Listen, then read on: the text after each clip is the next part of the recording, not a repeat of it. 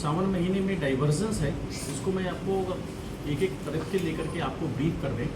तो आपको भी सुविधा होगी उसको समझने में और लोगों तक ये पहुँचेगा, तभी ये बात बनेगी। क्योंकि इस चीज़ को लगातार हम लोग सोशल मीडिया पे सभी पे डाल रहे हैं और सभी साइट्स पे भी डाल रहे हैं, जिससे लोगों तक पहुँच अधिक से अधिक। अब जितने भी नोएडा, गाजियाबाद, दिल्ली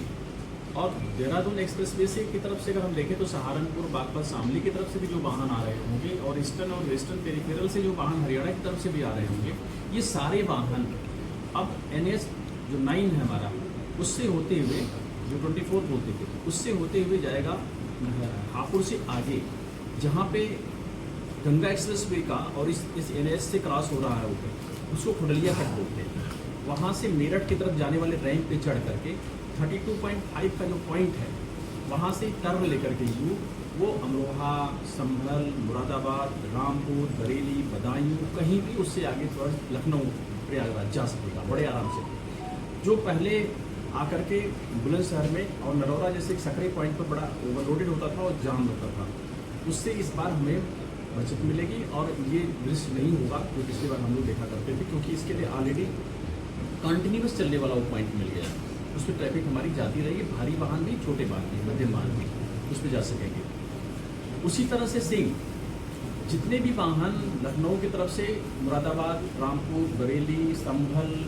बदायूं, ये सारे वाहन गंगा एक्सप्रेस से चढ़ेंगे और वहीं खुडलिया कट के नीचे उतरेंगे और वो सीधे आएंगे डासना। डासना से वो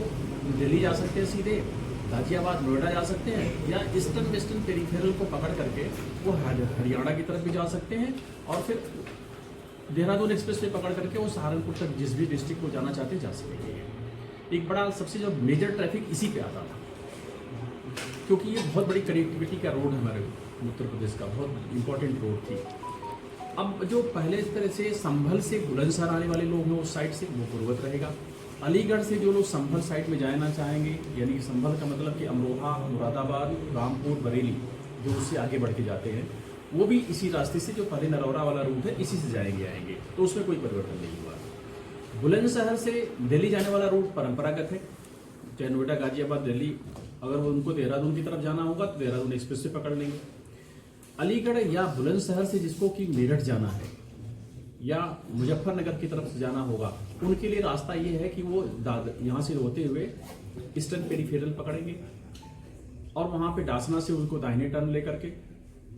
हापुड़ पे तो तदारपुर मोड़ है, वहाँ से बाएं हो जाएंगे और टियाला मोड़ से फिर दाहिने टर्न लेके किठौर होकर के वो सीधे आगे फिर मेरठ होते हुए आगे निकल जाएंगे उस रास्ते से। अगर उनको बिजनौर भी जाना होगा तो आगे से दाहिने टर्न लेके बिजनौर निकल जाते हैं। तो ये हमारा था जनपद से बाहर जाने का और जनपद के अंदर आने का जो हमारे मार्ग थे, इसको लेकर के थोड़ी क्लैरिटी हुई है। हाँ, सभी को ये बात ब्रीफ की गई है कि जो 3 दिन जो पीक डेज होता है और जो खासतौर से शिवरात्रि का दिन होगा वो इस बार 4 दिन हो जाए, क्योंकि कंटिन्यू सोमवार और फिर उसके अगले दिन 11 तारीख को,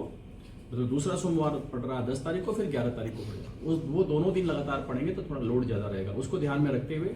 अगर अनावश्यक न हो तो बहुत ज़्यादा आवश्यकता पड़ने पे ही हमें सड़क पर ले आए भारी वाहनों को, गुड्स कैरियर्स को। अगर हम उसको अवॉइड कर सकते हैं तो शेष बची 4 दिनों में उसको चलाएं। लेकिन जो आवश्यक सेवाएं हैं हमारी, एम्बुलेंस कहीं किसी रोड पर नहीं रोकी जाएंगी,